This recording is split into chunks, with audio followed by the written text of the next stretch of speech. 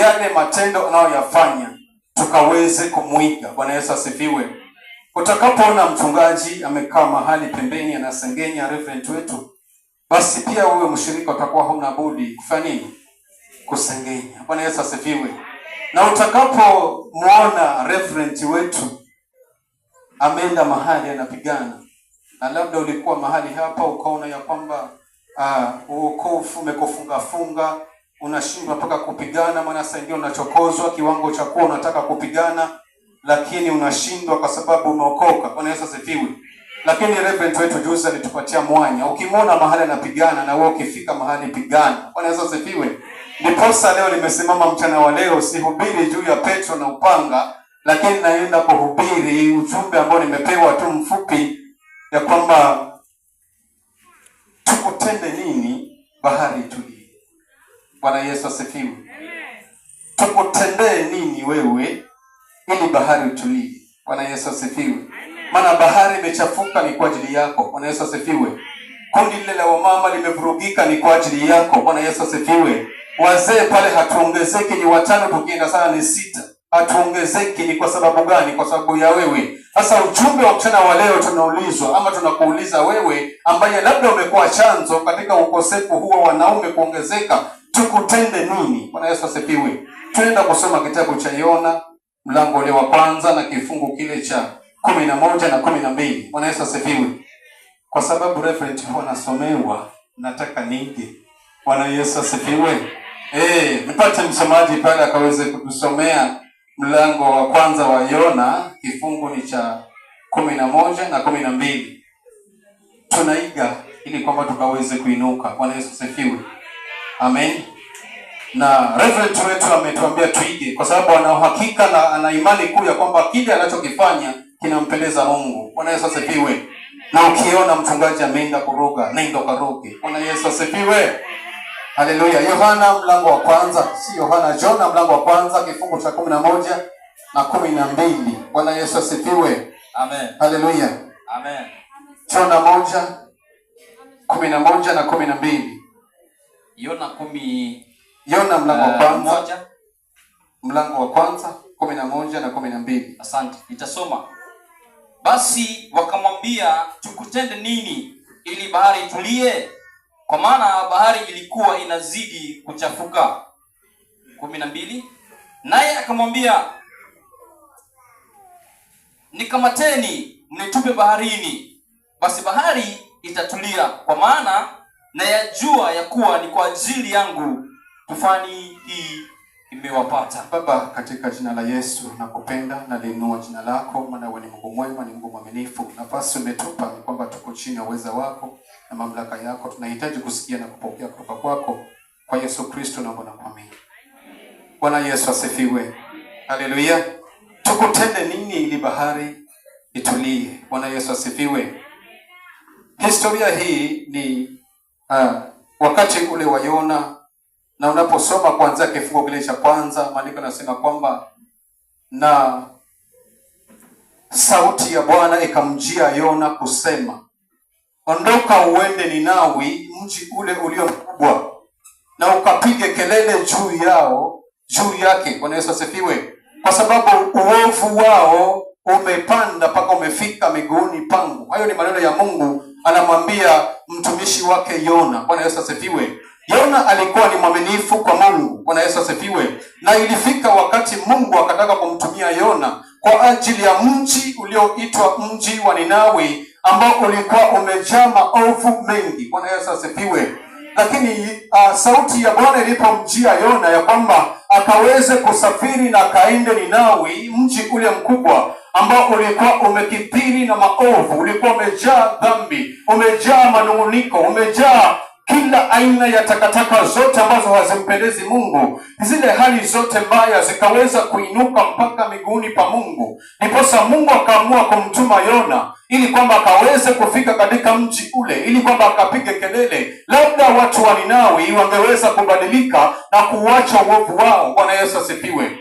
Lakini historia hii tunapoisoma tunaona kwamba Yona akaweza kubadilisha mawazo yake, akabadilisha akili zake, akabadilisha hata na uso wake. Anatafuta mahali akaweze kujificha, ili kwamba asiweze kufika katika ule mji. Bwana Yesu asifiwe. Kwa sababu labda alikuwa anaogopa, kama vile tulivyoambiwa juzi ya kwamba Petro aliogopa kutumwa pasipokuwa na upanga. Bwana Yesu asifiwe. Lakini alikuwa na ujasiri wakati anapotumwa akiwa na upanga. Bwana Yesu asifiwe. Yona naye aliweza kuwa na wasiwasi fulani, labda kulikuwa kuna kitu amekitumainia katika maisha ya kimwili, lakini wakati ule Mungu alipomtuma, ni kwamba alimtuma pasipokuwa na kile kitu ambacho alikuwa amekitegemea. Bwana Yesu asifiwe. Na akaanza kupanga njama za kwenda nchi tofauti na ile ambayo ametumwa. Bwana Yesu asifiwe. Na akapanga kuelekea nchi ile ya Tarashishi. Bwana Yesu asifiwe. Akakosa kuenenda katika njia ambayo ametumwa na Mungu akaweze kuiendea. Bwana Yesu asifiwe. Na akaweza kuabiri chombo ili kwamba akaweze kuvuka ng'ambo, na akaenda ile nchi ambayo ameiwaza kwa akili zake, asiende katika agano ama agizo la Mungu ambalo amempa. Bwana Yesu asifiwe. Haleluya. Ndiposa mtena wa leo tunaulizwa na neno la Mungu ya kwamba tukatendewe nini sisi ambao tunatumwa na Mungu na hatufanyi. Bwana Yesu asifiwe. Tukatendewe nini sisi ambao tumeenda kinyume kila wakati na mapenzi ya Mungu. Bwana Yesu asifiwe. Na tunaambiwa kwamba alipokuwa katika chombo, alipokuwa anasafiri, kwa sababu Mungu anaponena kama vile kiongozi aliyeongoza maabudu ya mwisho kwa ajili ya kulikaribisha neno, akanukuu sehemu moja ya kwamba neno la Mungu linapotoka haliwezi kumrudia bure. Bwana Yesu asifiwe. Ni kwamba neno la Mungu kwa Yona lilikuwa haliwezi kwenda bure, lakini lazima likatimize mapenzi yake. Bwana Yesu asifiwe. Na Yona alipokuwa katika chombo kile, alipokuwa anasafiri kwenda nchi ambayo hajatumwa na Mungu, ni kwamba Mungu akaona ya kwamba huyo ananichezea, na akatuma upepo mkali. Bwana Yesu asifiwe. Katika bahari ile ama katika ziwa lile ambalo lilikuwa navuka. Bwana Yesu asifiwe. Na chombo kile kikayumba. Bwana Yesu asifiwe. Chombo kile kikapata tabu sana. Bwana Yesu apewe sifa. Ni kwamba tunapomkosea Mungu na kwenda njia ambazo sizo, kuna madhara mengi yanatufuata, ama kuna matatizo mengi tunaweza kukumbana nayo. Hivyo tukaisikilize sauti ya Bwana, na tutakapoishika kwa makini tukaifanye, kwa sababu Mungu alituhakikishia kwamba anapotoa neno lake halitamrudia bure. Bwana Yesu asifiwe. Labda Mungu angemruhusu Yona akaenda njia zake, neno lake lisingekamilika. Bwana Yesu asifiwe. Na ule mji mzima wa Vikwatani ulikuwa umeharibika na uovu. Mji mzima wa Kajiweni ulikuwa umeharibika kwa nguvu za giza, nguvu za maabudu mapepo. Bwana Yesu asifiwe. Na Mungu akaona hii dhambi imezidi katika huu mtaa, lazima nikashuke mimi ili kwamba nikaweze kuokoa. Bwana Yesu asifiwe. Lazima nikatumane ili kwamba neno langu likawafikie wale wanaohitajika kufikiwa, ili kwamba wakauache uovu na wakamgeukie Mungu. Bwana Yesu asifiwe. Haleluya.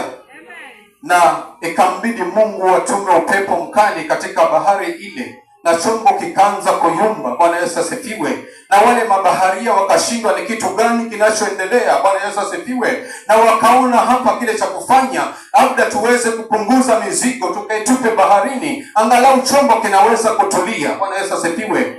Unaona hatari ama hasara inayowapata mabaharia, na makosa sio yao. Bwana Yesu asifiwe. Inawezekana kwamba mahali hapa washiriki labda wako hapa, wanatoka, tunang'ang'ana kuwaleta, lakini inabidi wanatoka kwa sababu uzito wa chombo hiki umezidi kuwa mwingi na chombo kinayumba. Bwana Yesu asifiwe. Hivyo ni wakati sasa inabidi mabaharia wakaweze kutoa shehena ili kwamba chombo kile kikaweze kuwa salama, lakini hawakujua chanzo ni nini. Bwana Yesu asifiwe.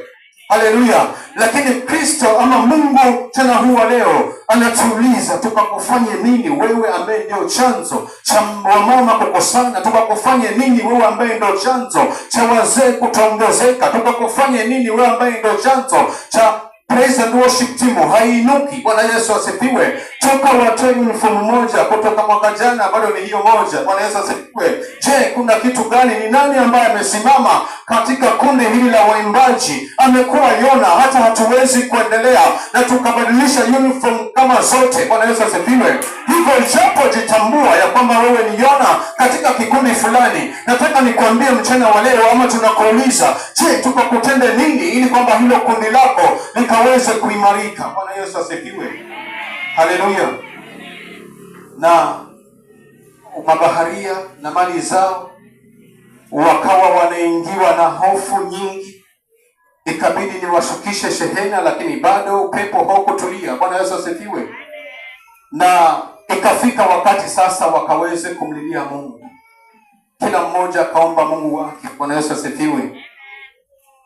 Na ninapofikia mahali hapa kwa mabaharia, kwa kila mmoja kuomba Mungu wake, nikakumbuka story moja ambayo ilitufanyikia tulipokuwa vijana pale Nyalani Baptist. Bwana Yesu asifiwe. Na muangalia Naomi, maana japo si wa Kaloleni lakini anajua Nyalani Baptist iko wapi. Bwana Yesu asifiwe.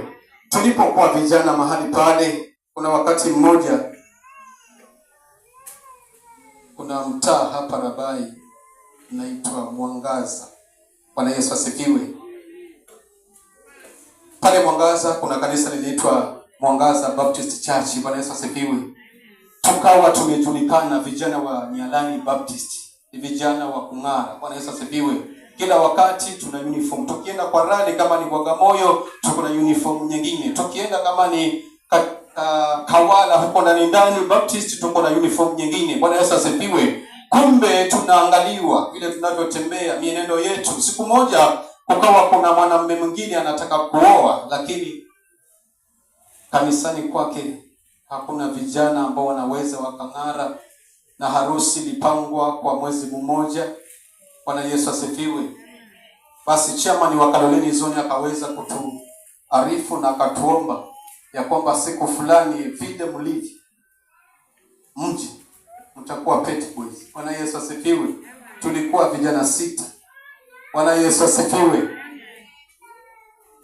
Sasa tulipofika katika ile boma, tuliingia na uniform ambao sasa hawa tayari wameshavaa uniform, hao itakuwaje? Bwana Yesu asifiwe. Kumbe sisi tumebeba bagi zetu, na kwa sababu nguo si shida, tukavaa uniform nyingine. Bwana Yesu asifiwe. Harusi ilipofika tukavaa nyingine. Bwana Yesu asifiwe. Na tukasafiri, msichana alikuwa anatoka Choni, na ilikuwa ni lazima tupitie Kolongoni, mlima wa Kolongoni. Kuna mlima hapo unaitwa Kolongoni ukipita Chanagande. Kabla sahihi barabara ni nzuri, ilikuwa ni mlima mbaya sana. Bwana Yesu asifiwe. Na kwa sababu labda kwa njia moja au nyingine hakukuwa na mipangilio mizuri katika ile harusi, ni kwamba ikabidi wakasafirishwa wasichana peke yao mwanzo, maana magari hayatoshi. Bwana Yesu asifiwe. Na yule ambaye alitu request ya kwamba tukaweze kusimama katika hilo pengo, kuna brother yake alikuwa na gari mbovu. Bwana Yesu asifiwe. Naweza kusema ni mbovu, lakini ilitufikisha na ikaokoa wengine. Bwana Yesu asifiwe. Kama kuna watu wanajua aina ya magari, hiyo gari inaitwa Volkswagen. Bwana Yesu asifiwe. Matatu. Na yule aliyetuomba tukaweze kusimamia ile harusi, akapiga hesabu zake za haraka, akaongea na brother yake, akaleta ile gari. Japo iko hali mbaya, lakini tukamwamini Mungu na tukasafiri na kuleta mahali pa mabaharia kuomba kwa ajili ya machafuko ya bahari ambayo yamezidi. Bwana Yesu asifiwe. Na tukaingia tukakaa vizuri, raha mstarehe, japo hata madirisha mengine hakuna, vioo vingine hakuna, lakini tunaenda Chonyi. Bwana Yesu asifiwe. Na tukasafiri, tulipofika ule mlima wa Kolongoni, sasa ni mlima unakaa kama unaenda unarudi. Bwana Yesu asifiwe. Alafu ni maporomoko. Bwana Yesu apewe sifa. Na tulipopanda, gari lilipofika katikati, ikakataa kwenda mbele. Bwana Yesu asifiwe. Hapo ndipo mabaharia wakaingia kuomba, kila mmoja Mungu wake. Bwana Yesu asifiwe.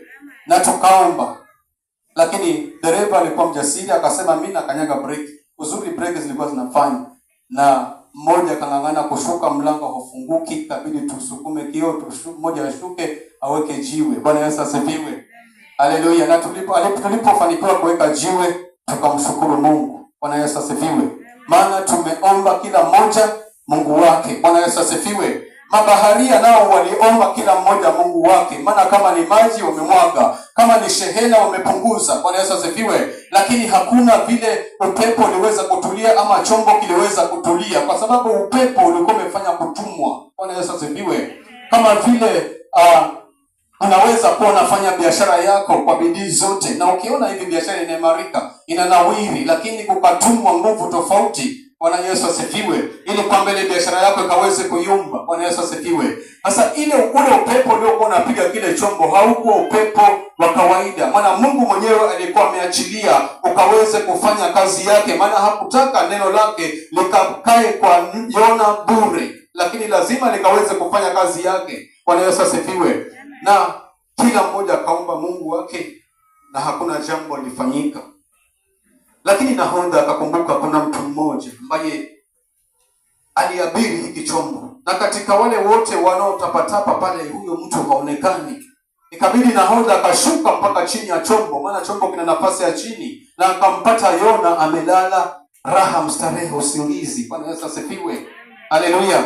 Yona, Bwana Yesu asifiwe. Katika kundi lako kama kunaye Yona, omba sana ili kwamba huyo Yona, japo alikuwa anatumiwa na Mungu, lakini shida ambayo alileta katika chombo asilete katika lile kundi lako. Bwana Yesu asifiwe. Na walipomuinua juu akamwambia, hebu omba Mungu wako. Wewe unalala vipi? Watu wanatabika hapa, wewe unalala usingizi, hata huna shida, huna mashaka na yale ambayo yanatupata. Bwana Yesu asifiwe. Na wakashurutishwa kuomba, lakini si kusoma kwamba Yona aliomba. Bwana Yesu asifiwe.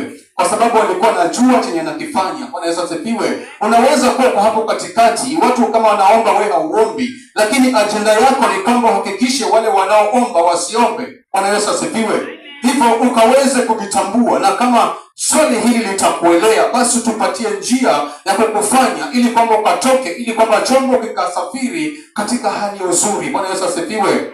Haleluya. Maana pasipo wewe kutoka katika hiki chombo, basi safari yetu itakuwa ngumu. Bwana Yesu asifiwe. Haleluya. Na ikafika ni wakati ya kwamba sasa wote wakapige kura, wakaamua hapa hakuna jambo tutalifanya maadamu sote tumemwomba Mungu na Mungu bado hajatuliza hiki chombo. Basi wacha tukapige kura sasa, wacha tukaingie katika akili zetu za kibinadamu, tukaweze kupiga kura ili kwamba tukajue ni nani anayesababisha haya yote. Bwana Yesu asifiwe. Na walipopiga kura ikaweza kumwangukia Yona. Bwana Yesu asifiwe. Haleluya. Na wakaweza kumuuliza, wewe ni mtu wa kabila gani? Umetoka wapi? Kazi yako ni kazi gani? Bwana Yesu asifiwe. Inawezekana uko pamoja nasi mahali hapa, lakini kumbe hata hatujui kazi yako, hatujui ulitoka wapi, hatujui unafanya nini ukiwa nyumbani. Bwana Yesu asifiwe. Lakini kwa sababu ya upendo wa Kristo tunakukumbatia, tunashirikiana na wewe, lakini kumbe nia yako iko nje na hii huduma. Bwana Yesu asifiwe. Lakini neno la Mungu linakuuliza tu mchana wa leo, tukakutende nini? Kwa sababu hata ukaongeza kanisa, tunaenda miaka mingi. Bwana Yesu asifiwe. Na hata tunahitaji kuongeza uwanja wa kanisa, na bado tunajikokota. Bwana Yesu asifiwe. Wale ambao wameahidi pesa nyingi tayari wamemaliza, na sisi ambao hatujaahidi pesa nyingi tunang'ang'ana. Bwana Yesu asifiwe. Labda hatujui, lakini inaweza kuwa wewe ndio chanzo. Labda tunapoomba ya kwamba Mungu akafungue milango, wewe kazi yako unaomba ya kwamba Mungu akafunge. Bwana Yesu asifiwe. Tunapojikokota kuanzisha biashara, ni kwamba inafanya kazi kwa siku chache, siku zinazofuata zingine biashara inazorota. Labda tunaenda tunajiuliza ni kwa sababu gani haya mambo yanafanyika. Tunaona ya kwamba labda hatumwombe Mungu kwa uzuri. Bwana Yesu asifiwe. Lakini kumbe ni wewe unatuvuta nyuma, japo hatukuoni. Maana labda umeendelea sana katika ulimwengu wako wa kiroho, kiwango cha kuwa unatuchezea akili na hata hatuoni kile ambacho unatufanyia. Bwana Yesu asifiwe. Sisi tumeng'ang'ana na maombi. Bwana Yesu asifiwe. Tunaenda maombi ya juma zima kama vile President Asha walivyofanya kwa hili juma, lakini kumbe wamejishindisha njaa. Wewe unajua kwamba hakuna kitu kitakachofanyika. Bwana Yesu asifiwe. Lakini kama utalikubali hili neno ya kwamba tukakutende nini, na utakapokubali na moyo wako na ukaruhusu kama vile Yona alivyokubali na akasema nitupeni kwa bahari, basi utakapokubali tukakutupe kwa bahari, angalau chombo kikaweze kutulia, utakuwa umefanya jambo jema. Bwana Yesu asifiwe. Maana inawezekana ulikuja mahali hapa, lakini ikawa si kwako mahali hapa. Bwana Yesu asifiwe. Labda haujahesabiwa kwa hapa, umetumwa uende mahali pengine. Labda unapofika kule kwengine ndipo utaenda kufanya kazi kwa uzuri na watu wa pale wakaweza kukombolewa. Bwana Yesu asifiwe. Maana hapa sio Tarashishi, hapa ni Ninawi. Bwana Yesu asifiwe. Hapa ni Tarashishi, hapa si Ninawi, na wewe umetumwa Ninawi. Ni wakati wako ukachukue hatua, tukakutupe, ili kwamba kama vile Yona alivyomezwa na samaki, Mungu atakapokuona pale nje, yeye mwenyewe atakuchukua akakuweke mahali amekutuma. Maana labda umekuja hapa kwa kichwa chako. Bwana Yesu asifiwe. Lakini utakapolikubali neno la Mungu mchana wa leo na ukaturuhusu kukutupa, Bwana Yesu asifiwe, tunaweza tukakutupa. Labda ni wachache watakuwa na mawazo ya kukutupa, lakini wengi tutakuwa na roho ya huruma. Bwana Yesu asifiwe. Maana tunaishi katika wokovu na tunaambiwa kwamba wokovu ni tupendane, tushirikiane. Bwana Yesu asifiwe.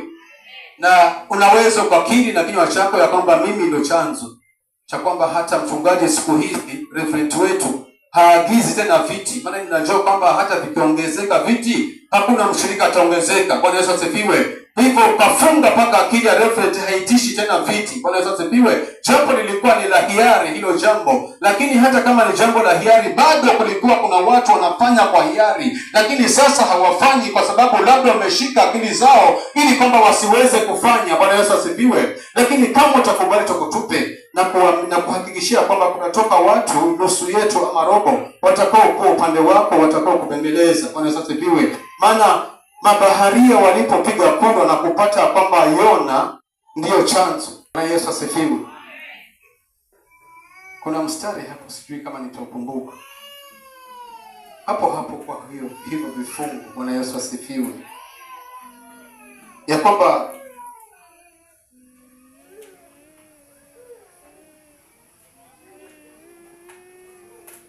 amen, kifungu kile cha 14. Hebu kisome.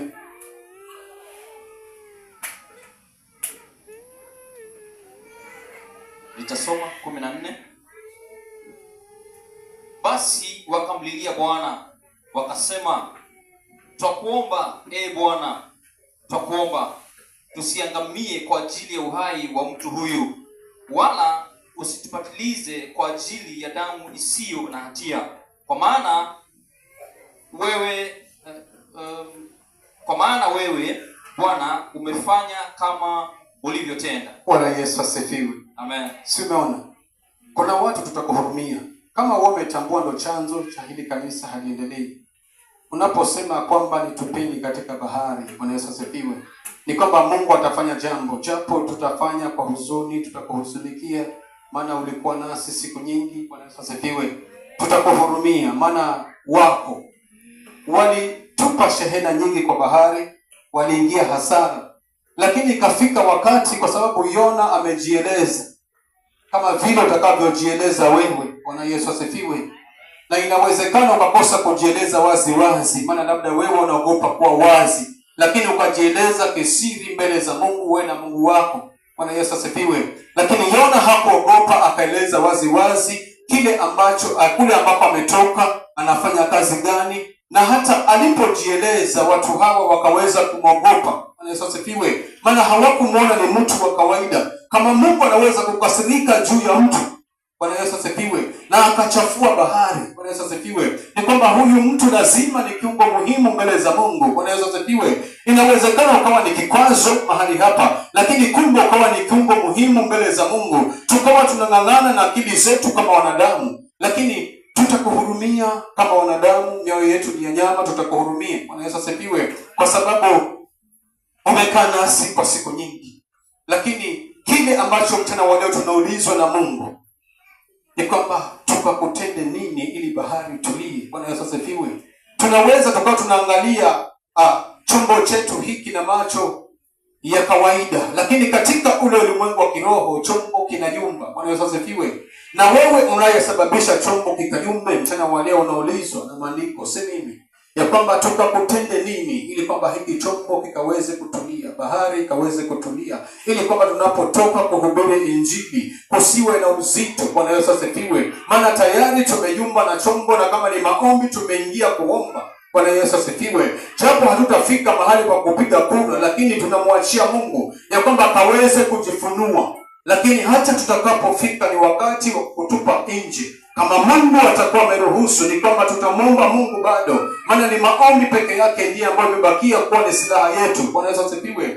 Lakini itakuwa uzuri tutakapokiri mbele za Bwana ya kwamba hapa hakuendi ni kwa sababu yangu, biashara ya fulani haiendelei ni kwa sababu yangu, watoto wa fulani hawaendi shule ni kwa sababu ya mimi, watoto fulani hawalali usiku ni kwa sababu yangu. Bwana Yesu asifiwe. Na utakapokiri ni kwamba kanisa halitakuwa na afueni, lakini wewe ndiwe utakayepokea hiyo afueni, maana Mungu ataanza kukutumia kuanzia hapo. Bwana Yesu asifiwe. Maana Yona alipokubali na akatupwa katika bahari, akamezwa na samaki na akatapikwa katika ile nchi ambayo Mungu alikuwa amedhamiria ya kwamba neno lake likafiki, na lilikuwa hatafikishwa na mtu mwingine, lakini litakuwa litafikishwa na Yona. Bwana Yesu asifiwe. Na Yona alipofikishwa kule ni kwamba akapiga kelele. Bwana Yesu asifiwe. Na Mungu alisisitiza ya kwamba Yona aende ile nchi ya Ninawi, kwa sababu alijua kwamba labda watu wale wametatizwa tu na kitu kidogo, ndiposa wamedumu katika dhambi. Lakini japo siku moja mtu wa Mungu anaweza kuwafikia na kuwahubiria, basi wanaweza kugeuka, ndiposa Mungu akasisitiza. Lakini kama Mungu angeona mioyo ya watu wa Ninawi ya kwamba hata kama kunatumwa mtu hataweza kugeuka, ni kwamba angeachana na Yona akaelekea starehe zake. Lakini kwa sababu aliangalia moyo wa Ninawi, ni kwamba aliona ya kwamba mtu atakapofika na kupiga kelele kwa ajili yangu, ni kwamba watu wale wanaweza kubadilika na wakaziacha njia zao mbaya. Bwana Yesu asifiwe. Ndiposa Mungu akasisitiza ya kwamba lazima Yona aende. Na Yona alipofika na kupiga kelele, ni kwamba mji ule uliweza kupona, maana wakasikia sauti ya Yona, wakasikia zile ilani ambazo Yona alikuwa anapeana, wakasikia tahadhari zote ambazo Yona aliweza kuzipeleka mahali pale. Bwana Yesu asifiwe. Na wakaweza kubadilisha maisha yao, wakaweza kuacha uovu wao na wakamwelekea Mungu. Bwana Yesu asifiwe. Haleluya. Hivyo mchana wa leo tunapoenda kukamilisha neno la mchana wa leo, labda unajua ya kwamba katika njia moja au nyingine kuna mambo unafanya katika vikundi, katika ulimwengu wa giza, hata kama ni katika masengenyo, kama ni katika manunguniko, labda mambo hayo yanafanya huduma ya Mungu mahali hapa inajikokota. Bwana Yesu asifiwe. Labda katika hiyo chachu yako, labda inafanya ushirika wa wazee, ushirika wa mama hawezi kuendelea mbele. Bwana Yesu asifiwe. Labda umekuwa chachu, labda umekuwa Yona kwa siku nyingi. Nafasi imetoka mchana wa leo ya kwamba tukaweze kujirudia na tukaweze kukubali makosa yetu, na tukashuke, tukakubali na tukaweze kuruhusu watu wakafanye kama vile wanavyotaka, maana tumetambua ya kwamba sisi ni wakosaji. Bwana Yesu asifiwe. Na tutakapokubali neno la Mungu mchana wa leo, ni kwamba Mungu atatuelekeza mahali ambapo tunafaa kufanya kazi ya Mungu, ili kwamba kazi ya Mungu silale. Bwana Yesu asifiwe. Ili kwamba kazi ya Mungu silale, ni lazima Yona akaweze kutoka katika merikebu. Bwana Yesu asifiwe. Ili kwamba kazi ya Mungu mahali hapa ikaweze kuimarika, ni yule anayeitwa Yona ambaye amekaa mahali ambapo sipo, mahali hapa akaweze kutoka na akaende mahali ameagizwa na Mungu. Bwana Yesu asifiwe. Maana hatukujui umetoka wapi, umefika mahali hapa, tulikukaribisha, umekaa nasi, lakini kumbe kunayo shida ambayo iko katika moyo wako. Bwana Yesu asifiwe. Ambayo imefanya hata maombi labda hayaendelei mbele. Bwana Yesu asifiwe. Labda imefanya ushirika fulani hauwezi kusonga mbele. Bwana Yesu asifiwe.